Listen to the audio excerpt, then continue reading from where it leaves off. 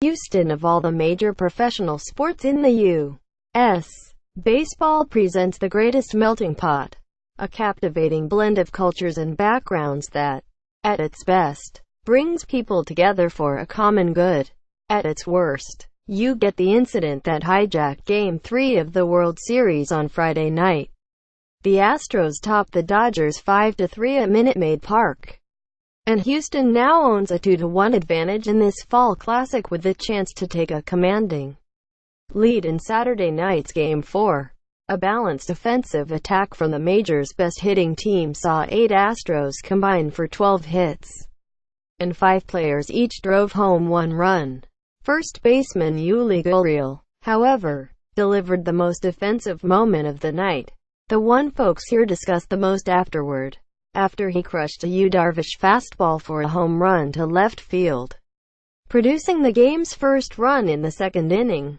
The Cuban native Gurriels was caught on camera in the home dugout making a slant-eyed gesture, historically derogatory toward people of Asian descent, and saying the word "chinito," which means little Chinese boy, and can be used in either an endearing or defamatory way.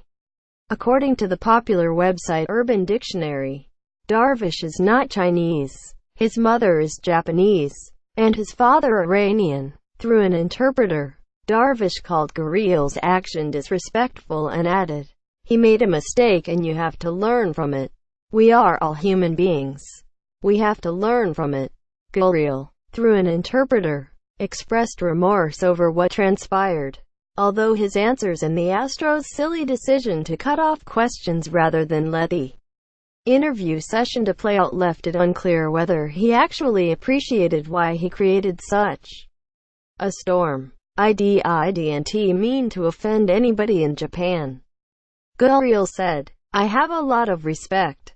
I played in Japan. In 2014, he used the term chinito.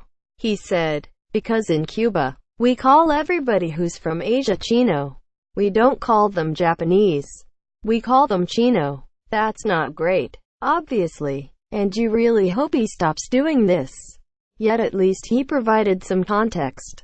As for the gesture, Gurriels said, "I was commenting to my teammates that I hadn't had any good luck against Japanese pitchers here in the United States." He entered the at-bat 1 for 7 lifetime against Darvish and 2 for 6 against the Yankees' Masahiro Tanaka with a double. While you could surmise Gurriels grew up believing such a gesture was acceptable, we don't know for sure because the Astros shut down the interview session at his locker just as that line of questioning was set to begin.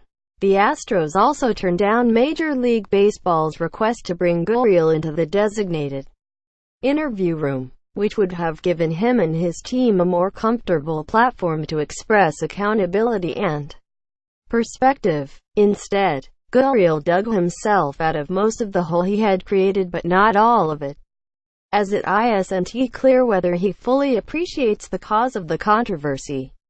That would be on his employers, rather than him. Gurriels, who said he learned of the social media fire he had started during the game, also said he gladly would meet up with Darvish to discuss what transpired.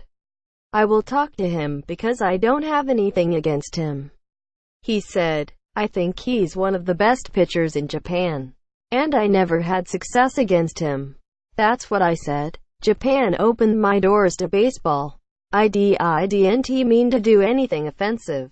In his first full season in the big leagues, Gurriels slashed .299, .332, .486 with 18 homers in 139 games. And after homering and doubling in Game 3, he owns an even better .346, .393, .558 line for the postseason. Like many of his Astros teammates, he has been a dynamic player. The dynamism went the wrong way on this night. MLB had best make sure Gurriels comprehends why it went wrong so the next time he goes deep. We're talking about the homer's impact on the game's score instead of his gesture's impact on the game's culture.